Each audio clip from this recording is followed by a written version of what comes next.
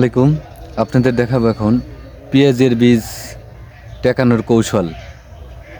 বেডে বীজতলায় বীজ দেওয়ার পূর্বে কয়েক ঘন্টা পানিতে 24 ঘন্টা পানিতে ভিজিয়ে রাখবেন।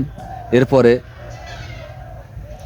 24 ঘন্টা ভেজা ন্যাকড়ায় ভিজিয়ে রেখে ঝুলিয়ে রাখবেন অথবা নিরাপদভাবে রাখবেন যেন পানি না জমে। দেখতে পাবেন 48 ঘন্টার মধ্যে কি সুন্দর গজায়। এই যে দেখতে পাচ্ছেন ট্যাগ, আমি মাশাল্লাহ অনেক সুন্দর গজিয়েছে। মহান আল্লাহর শুকরিয়া। সুপ্ত বীজকে কিভাবে তিনি জাগ্রত করেন।